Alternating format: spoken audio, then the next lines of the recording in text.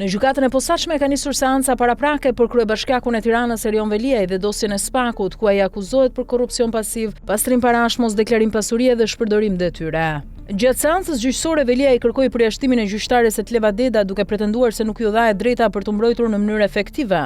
Ndërkohë, përsa i përket largimit të Valentina Teodoreskut nga mbrojtja, avokatja falas nga shteti tha se nuk i kishte dalë koha ta takonte Veliajin dhe se ajo ka fuqi ligjore për ta mbrojtur. Avokatja kryesisht deklaroi se taksia e kishte pritur vetëm një orë në burgun e Durrësit, shka sipas saj nuk i kishte dhënë kohë të mjaftueshme për të njohur me aktet e dosjes. Për këtë arsye ajo kërkoi shtyrjen e seancës, por kërkesa u rrëzua nga gjykata e posaçme. Ndërkohë, gjyqtarja Etleva Deda kaloi në konkluzionet përfundimtare, duke e cilësuar si të ezauruar fazën e mbrojtjes. Teksa seanca paraprake për Veliaj vijon ende në gjykatën e posaçme, kryebashkiaku i Tiranës ka lënë sallën e gjyqit, duke pretenduar se nuk ju dha e drejta për mbrojtje efektive.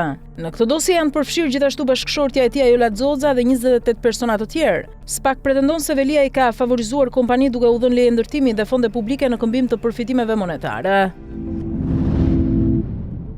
Gjykata e posaçme kaloi për gjykim kryebashkiakun e Tropojës Resh Byberi dhe zëvendësin e tij Abedin Kërnaja, të akuzuar për shpërdorim detyre. Prokuroria thotë se gjatë ndërtimit të një rrugë 3.2 kilometra që kalonte kryesisht mbi një rrugë këmbësore ekzistuese, drejtuesit e bashkisë nuk aplikuan në sistemin elektronik për lejen e ndërtimit dhe nuk bashkëpunuan me institucionet e tjera kompetente, si Agjencia e Mjedisit dhe Ministria Përkatëse. Spak vlerëson se këto veprime dhe mosveprime kanë shkaktuar një dëm mbi 277 milion lek. Resh Byberi dhe Abedin Kërnaja janë të detyruar të paraqiten një herë në muaj në gjykatë. Atentati në Lezhë ka marrë zhvillime të reja mëngjesin e sotun, pasi është zbuluar se kanë qenë 2 persona të plagosur. Dyshohet se shënjestra kryesore ka qenë një antar i familjes Nikulaj, ndërsa Berberi Sokoldaci, 30 vjeç, ka marrë 3 plag në shpatull, bark dhe këmbë dhe ndodhet në gjendje të stabilizuar në spitalin e traumës. Në Berberhan ka qenë i pranishëm edhe një efektiv policie civil, i cili ka qelluar drejt autorëve për t'i neutralizuar. Autorët dyshohet kanë qenë 3 persona që kanë mbërritur me një automjet tip Audi dhe njëri prej tyre ka qelluar me breshëria armësh automatike. Hetimet për identifikimin dhe kapjen e tyre vijojnë ende. Ngjarja e rëndë ndodhi në fshatin Rrill të Lezhës mbrëmjen e djeshme. Policia po kreh zonën dhe po mbledh gjurmë, pamje nga kamerat e sigurisë dhe ADN për të identifikuar autorët dhe për të konfirmuar nëse ka persona të tjerë të përfshirë në këtë ngjarje.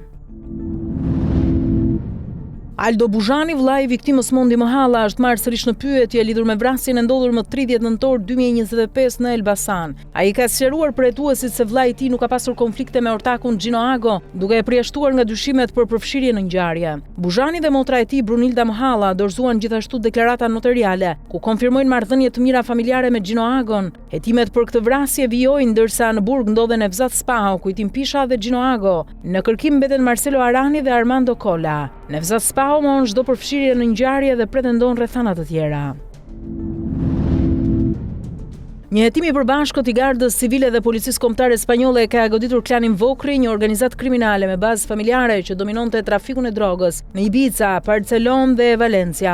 Sipas mediave, në qendër të aktivitetit kriminal ishte familja Vokri, e akuzuar për importimin e sasive të mëdha të kokainës, hashashit dhe armëve, përmes një rriti shqiptarësh dhe bashkëpunëtorësh ndërkombëtar. Klani dyshohet se i prin Emanuele dhe Donald Vokri, së bashku me Robert Mukon dhe Mario Vretën. Operacionet mbështeteshin nga Stefan Milojevic Bjekovic, drejtuesi një bande neonaziste motorciklistësh, tashmë i arrestuar. Nga operacioni u arrestuan 76 persona, u sekuestruan 687 kg kokainë dhe 2.5 ton hashash. Në pranë ra edhe një ish zyrtar i lartë i antidrogës spanjolle i dyshuar për korrupsion. Një 36 vjeçar nga Kosova është arrestuar në Durrës, pasi akuzohet se vidhte targa automjetësh shqiptare dhe kosovare, të cilat më pas dyshohet se u ashiste grupeve kriminale për kryerjen e veprave penale. I dyshuari u kap në flagrancë në lagje numër 13 zona e plazhit, teksa lëvizte me një automjet tip Ford me targa të vjedhura. Gjatë kontrollit policia gjeti në bagazh 2 targa të tjera nga Kosova, ndërsa në sediljen e shoferit u sekuestruan mjete të ndryshme si kaçavida, pinca, thik, doreza e kapuç. Sipas policisë, 36 vjeçari dyshohet të jetë autori i vjedhjes së targave edhe në disa qytete të tjera, sendet u sekuestruan si prova materiale, ndërsa në bashkëpunim me prokurorin vijon hetimi për dokumentimin e plotë të aktivitetit kriminal. Një 46 vjeçar i shpallur në kërkim për veprimtari kriminale në fushën e narkotikëve është arrestuar nga policia në Vaun e Dejës.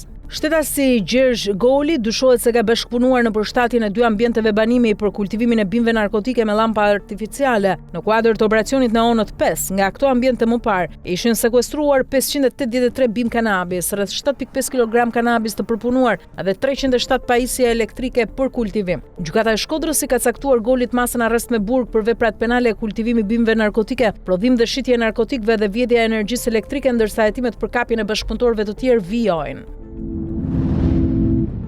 Një punonjës policie është vënë pranga pasi dyshohet se aksidentoi për vdekje një person. Ngjarja ka ndodhur mëngjesin e sotëm në aksin Nikël-Larushk. Arrestimi i punonjësit të policisë, i identifikuar për momentin vetëm me iniciale EB, është kryer nga Agjencia e Mbikëqyrjes Policore me akuzën e shkeljes së rregullave të qarkullimit rrugor.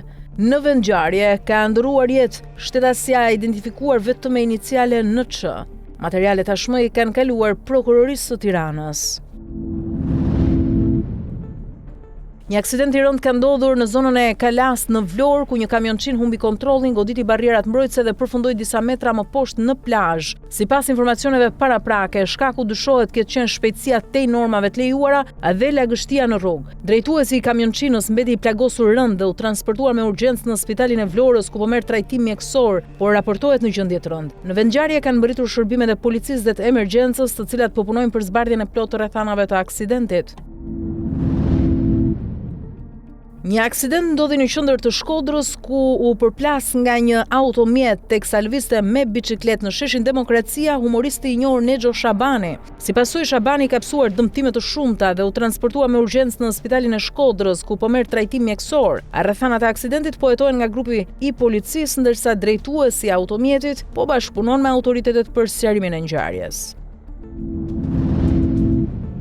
Policia italiane ka shpërbërë një grup kriminal të trafikut të drogës në Milano dhe Bergamo, të drejtuar nga një shqiptar. Nga operacioni u sekuestruan 70 kg hashash të cilësisë së lartë dhe 75.000 euro kesh, ndërsa në prang eran 2 shqiptar dhe një rumun. Grupi operonte kryesisht në banesa e garazhe të kthyer në laborator për përpunimin e drogës. Një kontroll rutinë zbuloi 20 bloqe hashash dhe mbi 75.000 euro në një garazh në Fulvio-Testit Milanos, ndërsa një tjetër goditje në Bergamo përfundoi me kapjen e 70 kg hashash dhe 2 arrestuarve. Hetimet vijojnë për identifikimin e bashkëpunëtorëve të tjerë. Autoritetet në Kosovë kanë ndaluar 34 persona të dyshuar për manipulim të votave në zgjedhjet e parakohshme parlamentare të 28 dhjetorit të vitit kaluar. Ata u ndaluan për 48 orë, ndërsa hetimet kanë përfshirë kryesuesit e qendrave komunale të numërimit në disa komuna të veriut vendit. Gjatë rinumërimit votat për disa kandidatë ndryshuan deri në 6.000, ndërsa partitë nuk u prekën. Sipas kodit penal, manipulimi i votës dënohet deri në 5 vite burg. Komisioni Qendror i Zgjedhjeve ka miratuar rezultatet përfundimtare, ku vetëvendosja mori 51.1%, përkthyer në 57 ulse, PDK 20.2%, 22 ulse, LDK 13.2%, 15 vende në parlament, ndërsa lista serbe mori 9 vende. Pas certifikimit pritet që kryeministri në detyrë Albin Kurti të formojë qeverinë e re.